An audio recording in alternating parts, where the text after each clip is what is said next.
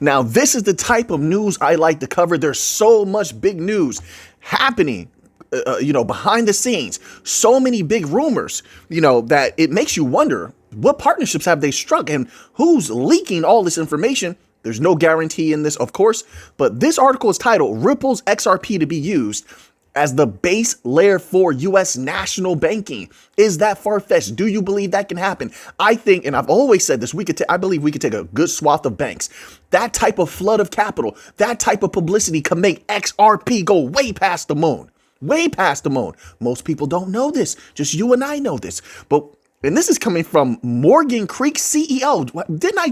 I was just talking about how many bullish rumors there are behind the scenes. And I said in yesterday's video that I believe Ripple's team is working overtime to stop any leaks. Like for example, someone within the company who may leak something might become bullish on it just because they heard they had a meeting or something like that.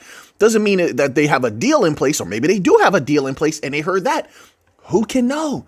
But this is super bullish. XRP is super bullish. I told you. Now, it doesn't have to run everything. It doesn't. For interbank payments will be huge. Swift has over 11,000 banks, it's over 11,000 banks.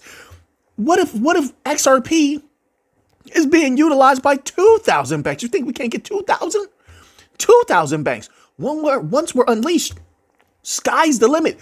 Bank of America is bullish on XRP. SBI is bullish on XRP. Santander is bullish on XRP. The stablecoin system they use. They were testing out a stablecoin system. That was 3 years ago. But what did Ripple say? The stablecoins are nothing. Nothing. XRP is the best. So what do you think they're saying in meetings? You think that Ripple is sitting on a ton of XRP because they don't want to make $1 trillion? I'm saying $1 trillion. I just mean a lot. A lot of money? Of course they do. They liquidate it all the time. Of course they want XRP to skyrocket. So they're incentivized to make the best partnerships possible. So we're going to see, but let me read this little tidbit here. It says Morgan Creek Capital CEO Mark Yusko has made a rare bullish statement. Rare. Why? Why now, folks? Yes, I'm excited. Yes, this is the time to bathe in the good energies. Yes. We had the negative energies already for 3 years long, or 2 years, however long the bloody bear market was. We had the negative time. It's time to bathe in that good energy, in my humble opinion. Why now? A rare bullish statement. What's happening now? What's about to occur? For every cause, there is a B cause. For every effect, there is a cause. Right? Right. It says in a recent appearance on the Good Morning Crypto Show, Yusko said that there had been increasing talks with the current U.S. regime that could create a wider strategic crypto reserve beyond Bitcoin. Wait a minute. Whoa, wait a minute. Wait a minute. Garlinghouse made a statement a few days back about, at least this is what the article said. Okay, go look it up for yourself. But multiple articles claim Garlinghouse was talking about XRP in reference to the reserve that the United States is currently talking about. Now you have this man talking about it. Maybe there's some truth to that. Make up your own mind. I'm just here to provide the news and a few thoughts. That's all. All right. But let's keep going. So reserve beyond Bitcoin to include other coins such as XRP Solid, Hedera Solid. Both of those are some of our original utility coins. Been bullish since we first got here, and they're super bullish right now. And Hedera's been working overtime. Oh yeah, they've been super active. Have you been keeping up with Hedera news? We'll get to that another time. It says, and Cardano's solid, and get this. You see that they're all working together? Hedera, Lehman Baird, and Garlinghouse said that they may work together in the future. One, Hoskinson of Cardano and Garlinghouse said they may be working together soon. They're coming together. Let me be careful with symbols I make with my hands. They're coming together. 3 of them. Chainlink is in there now. Isn't Ripple working with Chainlink to some capacity? I've said this a long time ago, that the new financial system, they were going to congeal together simultaneously and maybe a little bit ahead. I didn't say a little bit ahead, but they were going to congeal together, and then they're going to congeal with the legacy financial system. I think that's going to happen more rapidly, which means the flow of capital could be astronomical. If the flow of capital is astronomical, that price is going to skyrocket. Then that makes a lot of sense why all these big timers, all of a sudden, out of nowhere, all of a sudden, right? They're bullish on XRP. They weren't bullish on XRP for years and years and years. Just like the setup with Bitcoin. Oh, Bitcoin was bad. Then they were buying Bitcoin while they told everybody Bitcoin was bad. While everybody sold their Bitcoin, they were buying Bitcoin. The same thing. I think the same game was being played with XRP. I could be wrong. Just my humble opinion, not financial advice. But wait, oh man. I love this time period. I do. There's so many mysteries, so many things to be unraveled. Yusko further suggested that as a Bitcoin is considered by investors as, quote, digital gold, unquote, other crypto assets like XRP could perform other roles in the wider financial sector. Particularly, remember, when it comes to precious metals, you got multiple good ones. So people like to reference gold, but there's gold, there's silver, there's platinum, there's palladium, there's other ones, there's copper, there's other ones. So there's multiple slots open there for these coins to fill if people want to make that particular correlation between them, right? Says, quote, there's some talk that XRP could be utilized and or ordered to be used for a central bank digital currency. Ooh, you tell him, sir. See, we all hear this stuff behind the scenes. Oh, you tell him. he said, I'm not keeping this to myself. Here we go. But why? A lot of people could have said this. Why did you? Something's happening. And you're not saying something. There's something you're not telling us.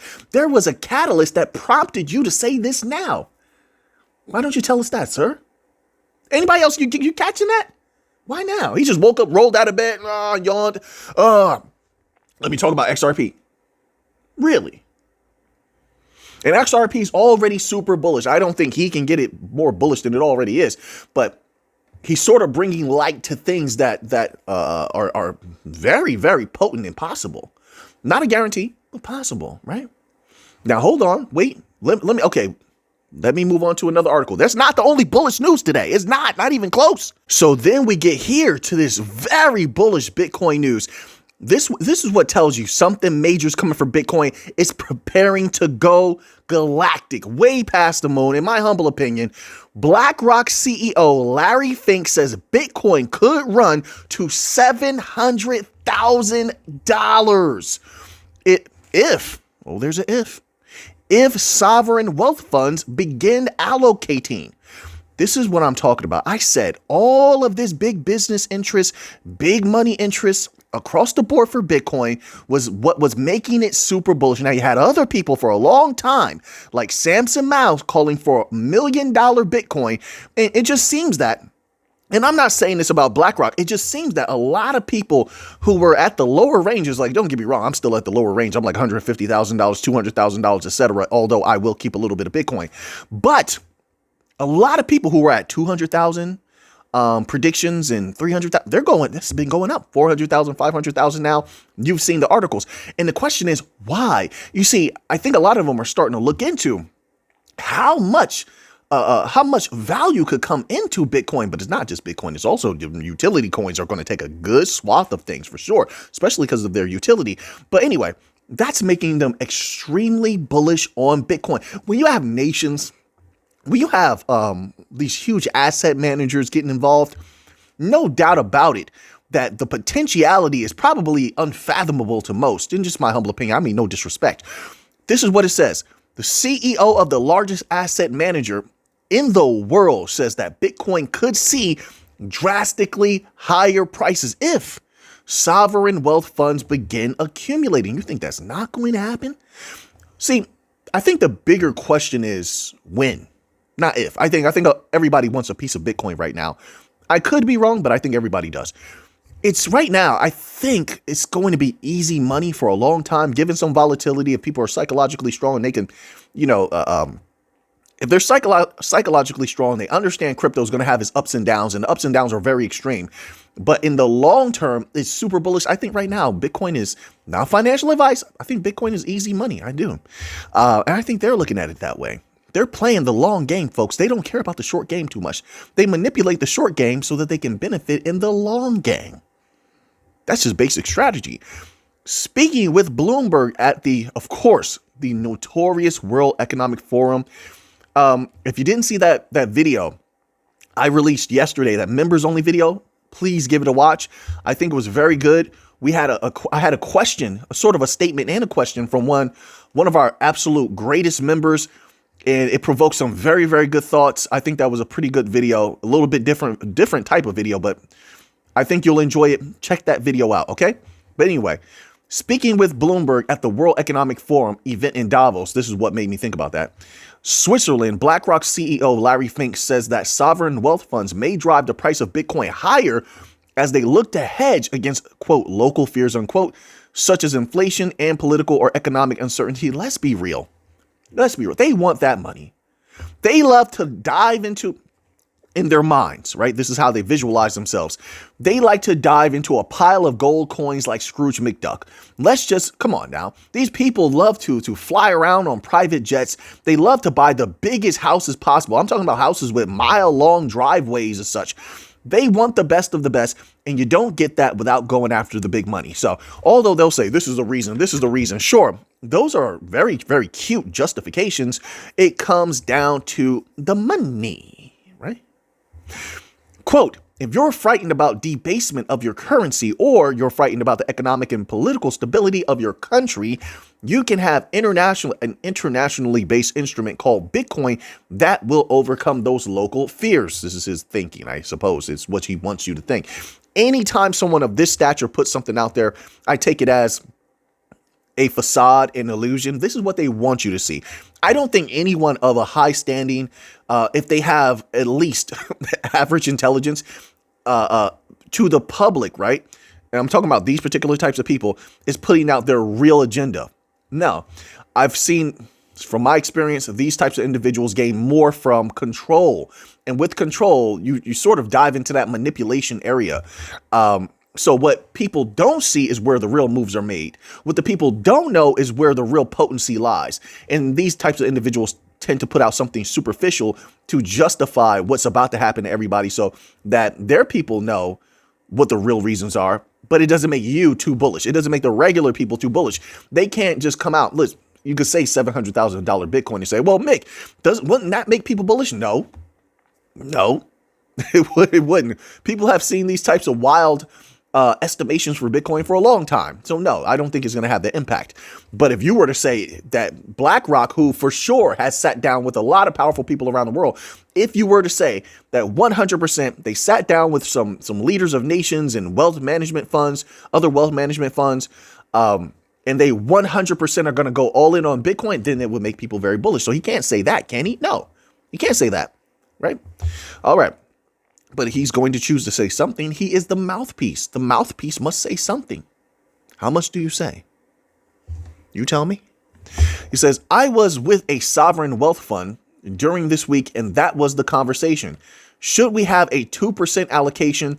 Should we have a 5% allocation? If everybody adopted that conversation, it would be $500,000, $600,000, $700,000 per Bitcoin.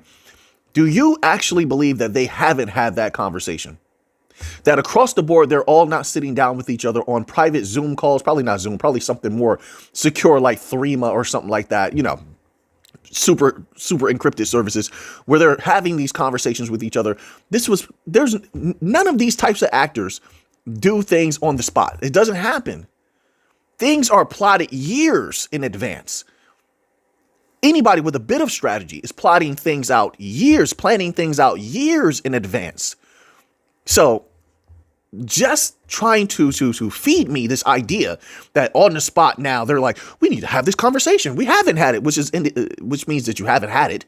If you're saying that if we had it, I don't believe that at all. Not one little bit. What evidence do I have of that? Let's take someone like, I'm not even going to name a name, but there was a few big money individuals who admitted at the time with Bitcoin that when they were saying Bitcoin was bad, they were actually buying Bitcoin.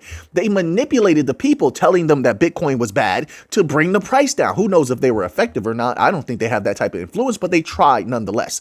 But while they were saying that they were buying Bitcoin, only for later for them to come out and admit they had bought Bitcoin. They were always bullish on Bitcoin, and they were pretty much lying about it. That's how these things go. That's how these things typically go. All right. But anyway, nonetheless, Bitcoin has unbelievable potentiality for now. For now. Right. We'll see how that goes into the future. So now let's go here. We have more bullish news. This time about Solana. This article is titled Solana Price Prediction. Will Sol reach $650 in the next 6 months due to bull market? Now let's scroll down here and find out what they're talking about. Listen, Solana, if Solana does what it can, I actually believe, now in the next 6 months, I don't know.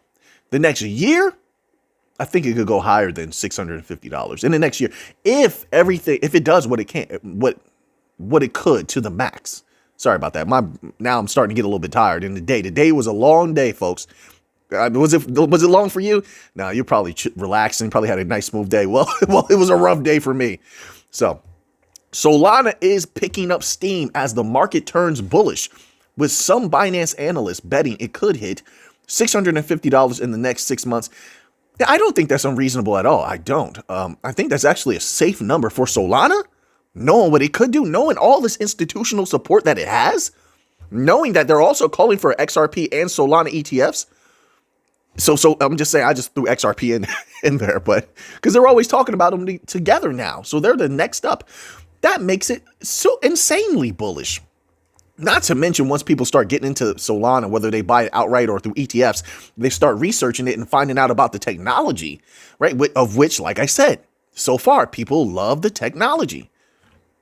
That's super bullish. It says it's fast transactions, growing DeFi and NFT ecosystems, and rising institutional interests are all pushing momentum higher. Don't forget meme coins. Like them, love them or hate them, meme coins are in there. People love those. They love them. They love those meme coins. So don't leave them out now. They have a place. It says Pluto at the same time. Pluto chain, whatever that is, could draw attention as a layer 2 blockchain that brings DeFi, NFTs, and AI to Bitcoin. Okay, so then they kind of veer off there. I'm going to get back to the Solana. That's what we're going to do.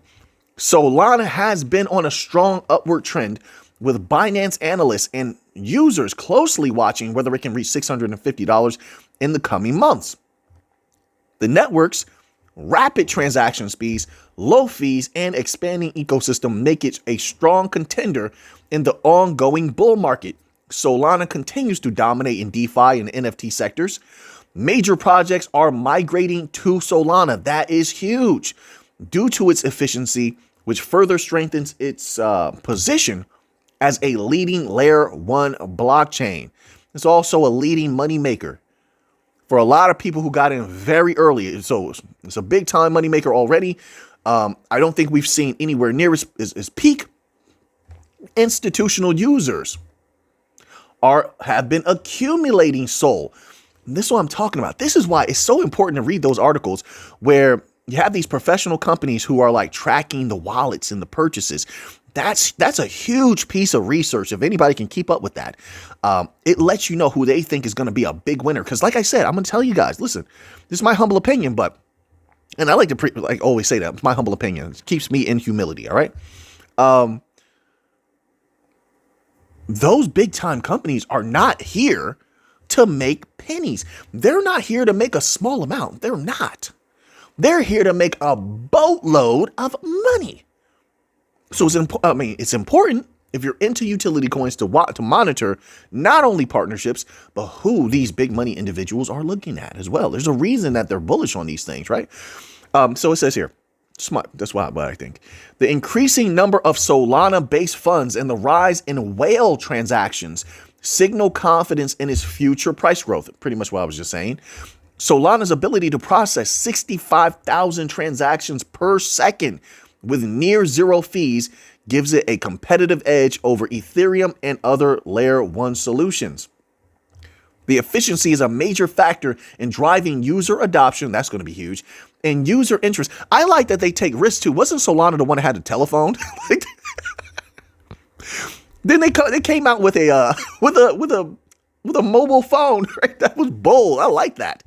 I like that. Take some risk, do something, wow me. I want you to wow me. I want just not me. I know if you're going to wow me, I know that a lot of people around the world are wow. They're going to take notice of things like that. I like that. All right.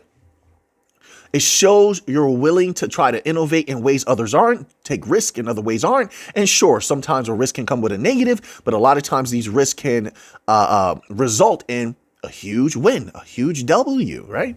So now let's move on here to this article here, okay?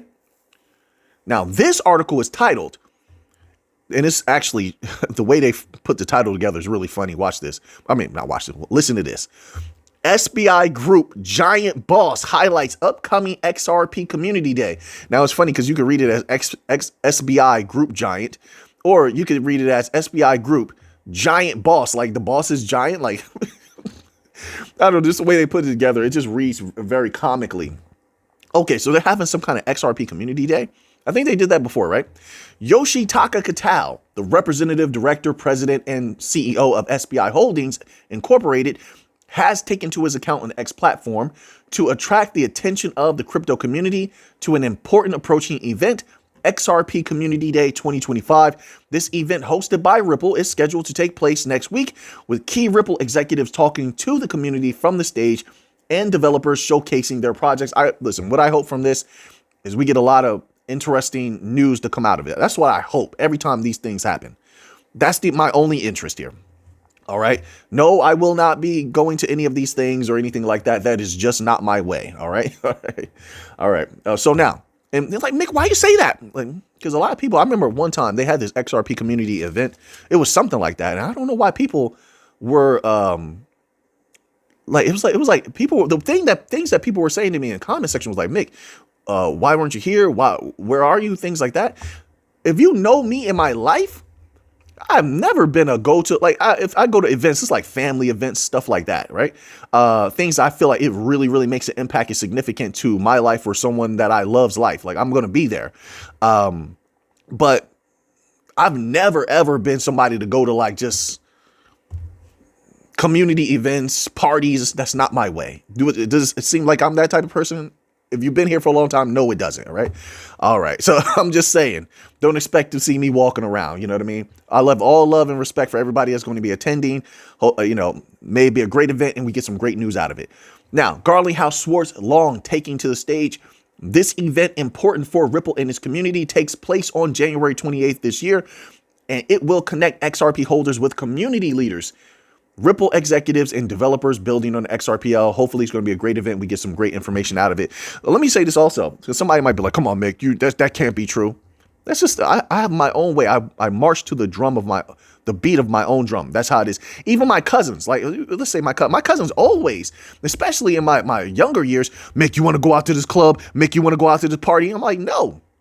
They'll never tell you I went out with them to any club or parties, nothing like that. That's not my way. Now what they will tell you, people will tell you, Mick likes martial arts, mixed martial arts. Definitely I like wrestling and stuff like that.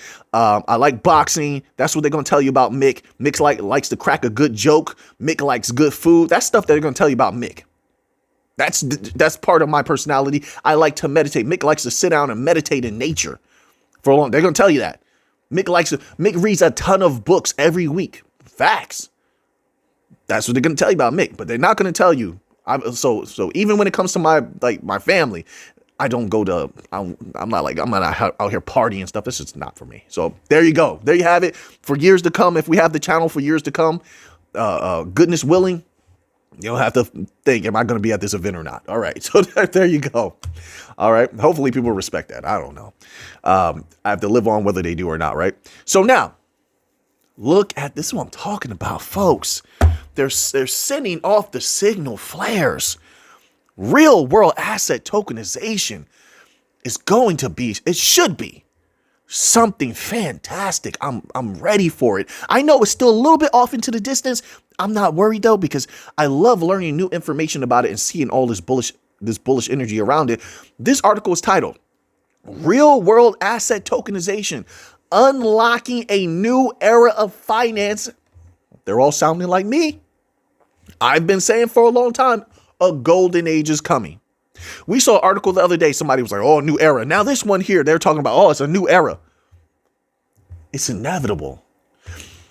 When I'm looking at something, I'm trying my absolute best to calculate what's coming, to calculate the reality of the situation. Now, someone may disagree with my thoughts. Someone may disagree with my methods. I'm perfectly fine with that. But I believe in myself. And I said to myself, it seems like a new era for crypto overall. DLT overall is coming. That's why I start using the verbiage. There's a golden age coming.